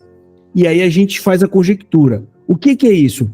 Sabe quando você está montando um quebra-cabeça? Você já colocou bastante peça, mas falta algumas peças. O que você faz? Você para, olha e fala. O que tudo indica é que é uma foto de um cavalo. Ou o que tudo indica é uma árvore. Então a conjectura é isso. Você pega os elementos que tem, é o que você tem, e você faz as conjecturas, que é o que a gente está fazendo aqui. Então, aqui fala no versículo 24, e aconteceu no caminho, numa estalagem, que o Senhor o encontrou e o quis matar. Né? Ou seja, o Senhor, não é que o Senhor quer matar ele, porque não pode. Como assim? Deus não acabou de dar uma missão para ele? Ele não tem que chegar lá? no Egito? Ele não vai ter que levar? Então, provavelmente isso aqui é uma forma, porque a própria esposa dele fala, olha, vamos cortar o prepúcio da criança, né? Porque provavelmente você é um esposo sanguinário. Por quê? Zípora não conhecia a tradição da família de Moisés. Ela foi criada em outro lugar, mas Moisés provavelmente não tinha falado nada para ela, que os filhos mais velhos têm que ser circuncidados no 8º dia. Essa lei está antes da lei de Moisés. Essa lei foi colocada lá em Abraão. E Deus não é um Deus igual nós aqui, que a gente cria uma regra aqui hoje, passa 3, 4 cultos, a gente esquece a regra. Às vezes a gente até esquece. Deus não esquece, irmão. Se ele falou para Moisés, para Abraão, para manter a minha promessa com você, para que a nossa promessa fique firme, você vai circuncidar todos os homens da sua casa, tá? Todos os homens. E o mais velho, você vai ter que oferecer o sacrifício. Aí já entra na lei, né? Mas ele pede a circuncisão. A circuncisão é um pacto. Então, como é que Deus vai levar Moisés para o Egito se Moisés está em falta com o pacto que ele criou? Está faltando algo ali. Está em falta. Então, o que o texto fala, mas a ira de Deus é aplacada, não é nem a ira de Deus. O que aconteceu lá é aplacado quando faz a circuncisão. Então não é que Deus queria matar, né? Então aí, irmã, são conjecturas, são partes da Bíblia que não tem explicação, que não dá mais explicação, né? Tá bom assim, irmã Suzy? A gente vai ler mais aqui para baixo para ver se a gente entende mais alguma coisa, tá? Tá bom, mas irmão. O dia que a irmã entender, a irmã pode falar para nós também. Eu também vou querer. Tá certinho. Então tá vamos lá. Deus abençoe. A gente, é bom já falar sobre isso, o que a irmã falou, porque vai ter passagens bíblicas que infelizmente a gente vai pular o verso, vamos embora, porque não vai ter explicação, tá? A própria Bíblia faz isso. Então vamos lá, versículo 25. Sim, pode falar. Você já escutou, assim, nas vezes que você estava na igreja, que Moisés tinha a boca pesada porque ele era gago? Eles podem falar, mas se fosse gago, ele falava gago, né? Ele podia dizer, eu tenho dificuldade de falar, não boca pesada, né? Senão ele, até para falar com Deus ali, ele ia ter dificuldade, né? Mas eu não sei de onde eles inventam essas coisas, né? Então vamos lá, versículo 26. E desviou-se dele, então ela disse, esposo sanguinário por causa da circuncisão. Olha aí, ó, tá vendo? Era a circuncisão. Tinha que fazer o pacto. Versículo 27. Disse o Senhor a Arão, vai ao deserto, ao encontro de Moisés. E ele foi, e encontrou-o no monte de Deus, e o beijou. E relatou Moisés a Arão todas as palavras do Senhor, com que o enviara, e todos os sinais que lhe mandara. Então foram Moisés e Arão, e ajuntaram todos os anciões dos filhos de Israel. E Arão falou todas as palavras que o Senhor falara a Moisés, e fez os sinais perante os olhos do povo. E o povo creu, e quando ouviram que o Senhor visitava aos filhos de Israel, e que via a sua aflição, inclinaram-se e adoraram. Então, irmão, Moisés chegou em Arão, né? E veio outros importantes do povo, fez os sinais ali na frente dele, provavelmente jogou a vara no chão, virou cobra, colocou a mão, mostrou sinais muito fortes, e o povo vindo aquilo ficaram maravilhados e creram nele, né? Ficaram ali encantados, então. Então, irmão, a gente vai parar por aqui, tá? Que já tá dando 1h30, e é o máximo mesmo que a gente pode ler. Se a gente for entrar no capítulo 5, para terminar ele, vai acabar umas 10h10, umas 10h15, vai passar bastante. Então a gente vai deixar o capítulo 5 para a semana que vem, tá? E eu peço que vocês leiam aí, tá, irmão? Leiam em casa o capítulo 5 até o capítulo 10. Sempre assim, de 5 em 5, mas pode ser que a gente, né, leia 4 capítulos, dependendo da extensão. Tá bom assim, irmãos? Alguma dúvida? Mais alguma coisa para comentar? Aqui em Êxodo vai ter muita coisa. A leitura vai ser mais lenta, tá? Por conta que tem muita informação como essas que a gente viu. Ainda vai ter muito mais quando começar os milagres. Então, pronto, aí vai ser muito mais ainda, tá? Então, a gente vai ter que ir devagar, bem tranquilo, né? Ao passo do gado. Falar que tem uma igreja aí, né? Falou, o pessoal tem que ir no passo do gado. A gente vai devagarinho, tá? Até para as irmãs aqui irem acompanhando a gente, os irmãos também. Tá bom assim, irmãos? Tem mais alguma dúvida? A irmã Salete. Faz, Cristiano. Pode fazer. Então, como Moisés tirou a vara, ele se assustou quando jogou a vara e virou cobra, né? Que Deus falou para ele que jogar. Porque falou que não estava crendo, né? Então daí ele jogou a vara. Quando ele jogou a vara e virou cobra, ele se tocou. Opa, Deus poderoso. Então é ter o sinal. Aí ele falou, mas como é que eu vou pegar essa cobra? Então pega pela cauda. Aí ele ensinou, Deus ensinou. Pega pela cauda. Pegou pela cauda e virou a vara de novo. Era uma, tipo assim, uma mágica de Deus, um poder santo, sobrenatural de Deus. É um poder, né? Um poder santo de Deus. É isso mesmo, Cristiano. A irmã Salete? Irmão, eu só queria tirar uma dúvida. Hoje eu estive numa reunião, né, da Igreja Batista mesmo, e uma irmã fez um testemunho e ela falou algo que me deixou com dúvida, quando ela disse que um médico disse para ela que ela estava com uma doença e ela falou, eu repreendo essa doença, eu não aceito essa doença em nome de Jesus. Fiz os 9 exames e essa doença de Jesus, eu não aceito essa doença. Eu falei, mas como isso? Eu fiquei em dúvida. Eu falei, eu vou perguntar para o irmão Josafá para ele me explicar o que é isso. Ela repreendeu uma doença? Também existe uma teologia que tem em algumas igrejas, irmã, da repreensão, da autoridade. Eles falam, eu determino, eu dou ordem. Quem dá ordem em quem, meu Deus? Pode acontecer? Pode. Isso pode acontecer, mas não quer dizer que isso veio da parte de Deus. Jesus Cristo disse, quando ele estava lá no Monte das Oliveiras, eu repreendo esse negócio de ter que descer lá para morrer crucificado. Que nada, eu repreendo isso daí, Deus. Eu vou repreender isso aí. Não, ele dobrou o joelho e falou, pai, eu vou fazer um pedido. Pode passar o cálice? Né? Se puder, tudo bem. Se não, faz a sua vontade. Ele é o mestre, mano. É ele que nos ensina. Esse negócio desse povo que ensina esse negócio de repreender é os mesmos que fica dizendo que você não pode aceitar a condição da tua vida.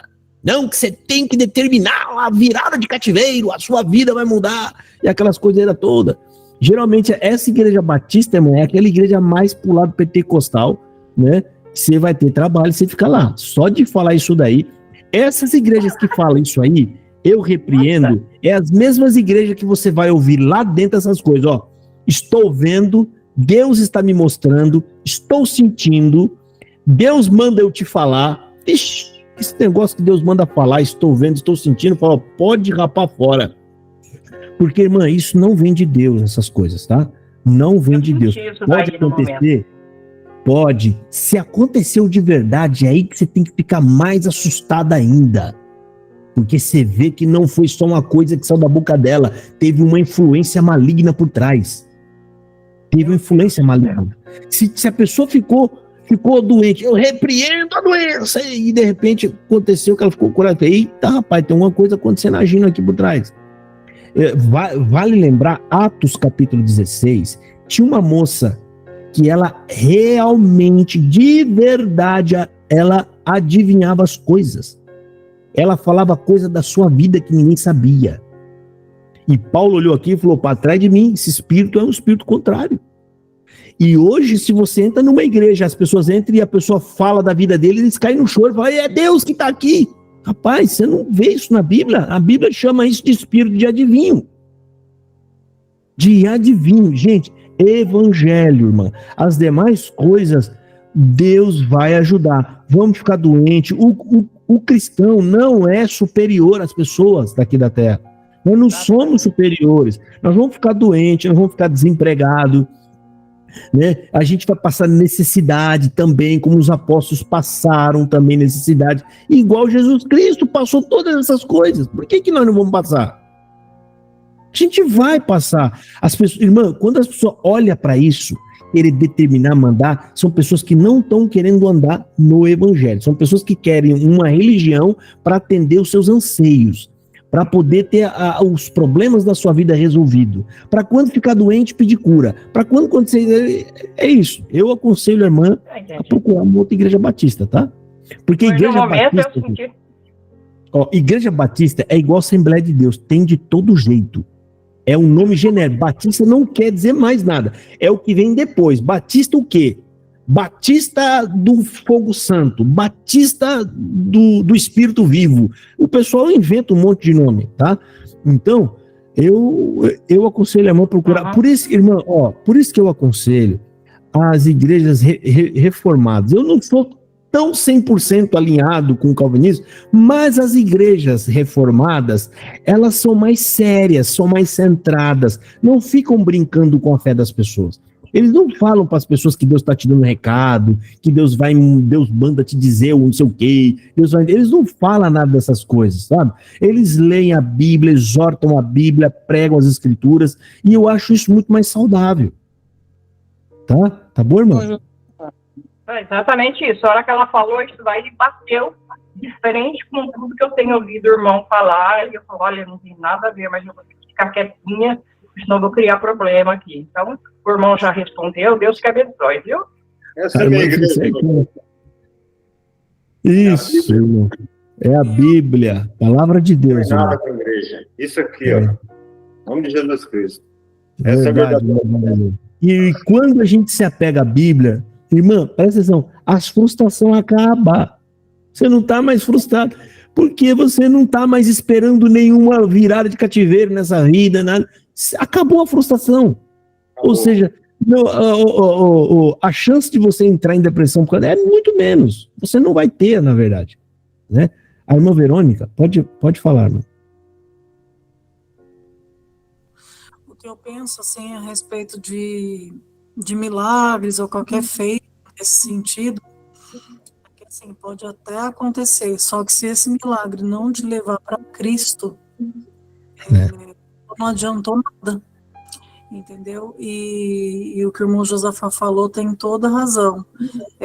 Séria, independente da placa, ela não vai ficar pregando milagre, qualquer tipo de coisa que vá te beneficiar materialmente. Mas, pelo contrário, quando você vai nos cultos, você volta, por exemplo, tomar uma surra de caibro, porque é tanta pancada, você vê o quanto você é podre, você volta na festa da igreja. Entendeu? Você achando o cocô do cavalo do bandido. Mas, enfim, a nossa sorte realmente é Cristo. Você vai entendendo o quanto a sua sorte é Cristo mesmo. Mas se estiver na igreja, eu prego, ai, irmã, sai definindo, eu tô abençoando, não dá não, hein? Vixe, misericórdia. A igreja bíblica, a gente é muito torto, irmã. A Bíblia, ela vai bater em nós. E vale ressaltar, eu creio em milagres, sim, o Espírito Santo continua livre, mas ele não está sob domínio de igrejas para ficar usando disso em profecias na igreja, para que o homem receba glória, para que a igreja receba honra. Não, isso pode acontecer, sim, eu não duvido da atuação do Espírito Santo, mas aí as igrejas que pegam isso por costume, tá? Não. Tá? E outra, essas operações são raras, tão raras que não adianta nem você ficar indo atrás disso. Elas vão acontecer, tem uma hora ou outra, pode ser que aconteça, e isso é chamado de milagre. O que é milagre? É quando Deus interfere, quando ele interfere, ele muda o curso da coisa. Ele muda o curso. Essa mudança do curso é chamado de milagre. Mas isso é bem difícil. É bem raro de acontecer. Só se Deus tem algo muito específico para fazer. Tipo, o Josafá tem uma missão que Deus quer que ele faça. Deus, se eu cair duro aqui, é capaz de Deus, né, tirar uma doença de mim, alguma coisa, porque ele quer que eu termine essa missão. Né? Mas isso é raro. Não estou falando que isso vai acontecer comigo, não. Posso cair duro e mesmo ir embora, tá? Eu vou embora, tá? Então, não se deve procurar a igreja pensando nisso, porque se você for, é o que o diabo mais vai fazer, principalmente no final dos tempos. Jesus Cristo, ele vai fazer prodígios que, se possível, vai enganar até os escolhidos de Deus. Está escrito isso na Bíblia, gente. Então, vamos tomar cuidado, tá? Pessoas que procuram Deus, que não seja pela sua palavra, são pessoas que estão procurando operações de maravilha. E o diabo também faz. E é aí aonde a pessoa cai debaixo da arapuca dele e aí ele pega. Vitor Madureira. Primeiramente, eu como cristão reformado, eu tive uma época da minha vida que eu saí de Recife, onde eu morava, e vim para outro estado para trabalhar. E na época não tinha nenhuma igreja reformada, uma igreja séria. E eu, por falta de opção, tive que frequentar uma igreja por algum tempo, uma igreja dita pentecostal. E, infelizmente, encontrei muitas coisas que não batem com o que as escrituras dizem, como sal ungido, como... Aí já piorou o negócio. Como todo aquele modo de pensar das igrejas pentecostais. Eu não me refiro a todas as igrejas pentecostais, porque sei que tem igrejas pentecostais que são igrejas bíblicas e igrejas sérias. Porém, eu falo daquelas igrejas que um membro da igreja tem uma discussão com o pastor ou com a liderança, e ele do dia para a noite se consagra pastor sem nenhum conhecimento bíblico e abre uma igreja na sua garagem. Aqui na igreja a presbiteriana, pela graça de Deus, teve um irmão de uma igreja dessas pentecostais que ele era pastor numa igreja que ele tinha fundado. Aí ele veio para a igreja presbiteriana e ele queria ser ordenado ao pastorado na igreja presbiteriana. Só que quem conhece a igreja presbiteriana sabe que o buraco não funciona assim. Aí o pastor de lá perguntou, qual curso teológico você fez? Vitor, a gente precisa encerrar, tá? Outra hora a gente conversa, é que a gente abriu aqui só para fazer perguntas sobre o que a gente estava lendo, tá bom? Senão acaba, é porque está gravando ainda, tá? Essa gravação vai ser colocada no canal, senão acaba estendendo demais e eu não consigo editar depois o vídeo, tá? Vai ficar muito grande. Eu convido você, Vídeo, a vir a participar dos grupos dos irmãos que a gente tem aqui, que a gente faz. Quais são os dias mesmo, Josué? Que se reúne para conversar? Nós estamos fazendo segunda-feira às 8h30, né? Duração de 1h30. E também nas quintas-feiras, às 8h30 até às 1h30 também. E só que tem que cadastrar o telefone com a irmã Adriana, né? Tem que passar o nome. Isso. Posso mandar meu número? Aí você passa aqui no chat aqui do lado, tá bom?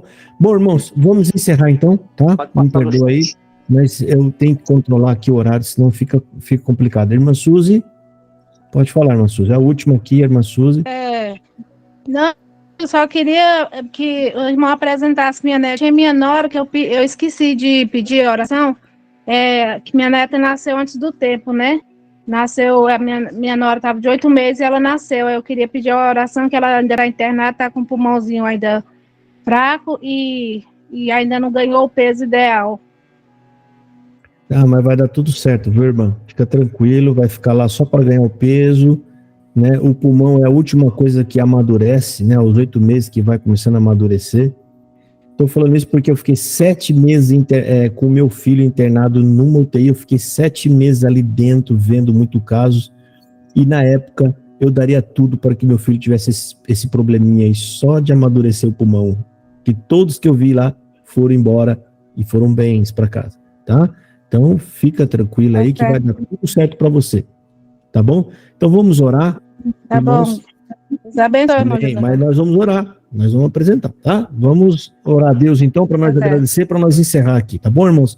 Eu peço que vocês me acompanhem nessa oração, feche os olhos e vamos agradecer a Deus por tudo que a gente leu aqui. Vamos orar a Deus. Bondoso Deus e Pai nosso que está no céu, mais uma vez, agora no término deste estudo, Senhor, dentro desta sala, onde o Senhor preparou, Pai, e nós estamos aqui todos os sábados, ó Deus bendito. e estamos terminando aqui. Estamos lendo, Pai amado, no início agora do livro de Êxodo, Senhor. É a tua palavra, foi tu quem colocou aqui, escreveu, Pai. Tu tem vontade que os homens busquem o teu conhecimento, e nós te pedimos, ó Pai, ainda que no final, Senhor Deus, abençoe este estudo bíblico, nos ajude, nos permita ir até o fim, nos ajuda a adquirir conhecimento, ó Pai. Aqui estamos fazendo sem nenhuma tendência teológica, sem nenhum caminho, sem nenhuma direção, Pai. Por misericórdia, nós só te pedimos, abençoa-nos em nome de Jesus Cristo nesses ensinos. Abre o coração dos irmãos, das irmãs que estão aqui, a mente, Senhor, para que possam receber a instrução, a tua palavra, os ensinos, para que possa penetrar e produzir frutos que glorifiquem o teu nome. Amado Deus, queremos aproveitar essa oportunidade que estamos falando contigo e apresentar o netinho da nossa irmã Suzy, nasceu agora há pouco, Pai amado, ainda está amadurecendo o seu pulmãozinho, continua internado, nós pedimos, abençoa, coloca a tua mão poderosa e santa, abençoando esta criança, não só agora, mas durante toda a sua vida, Deus. Que apresentamos aqui também a irmã Geni também, Pai amado, o neto da irmã Pedra, as causas que a irmã Marli também pediu e apresentou, e todos os demais que estão aqui conosco também, o nosso irmão Cristiano, Pai, também sempre, muitas vezes triste, Pai amado, aparece por aqui angustiado, junto com ele o nosso irmão Josué também, amado Deus, a irmã Adriana também não anda muito bem de saúde, também tem pedido oração pela família, Senhor, dá luz e sabedoria e entendimento para em tudo o que a tua serva tiver que abrir a sua boca e falar, Pai amado. Controla ela também, Senhor amado. Ajuda ela com os seus sentimentos também, para que ela possa fazer e falar tudo conforme a boa temperança, para que a sua palavra opere dentro da casa dela também. Amado Deus, nós queremos dizer, no final de todos esses trabalhos, nós te amamos, Senhor. Estamos falando todos em uma só voz. Te amamos, Senhor. Queremos te acompanhar e te seguir, Deus bendito. Estamos aos teus pés agora pedindo, nos abençoa, nos ajuda, Senhor. Examine o nosso coração, prove o Senhor mesmo que o nosso pedido, a nossa oração é sincera na sua presença, Senhor Deus. Abençoa-nos por amor do teu nome. Por tudo isso, ó Deus, nós te agradecemos e colocamos esta oração nas tuas mãos, em nome de Jesus. Amém. Amém. Glória a Deus. Amém. Glória a Deus. Irmãos, Deus abençoe a todos vocês. Deixa eu encerrar aqui a gravação, meu Deus do céu. Fico preocupado porque depois eu não consigo editar. Aí os irmãos acham que eu não estou querendo editar o vídeo.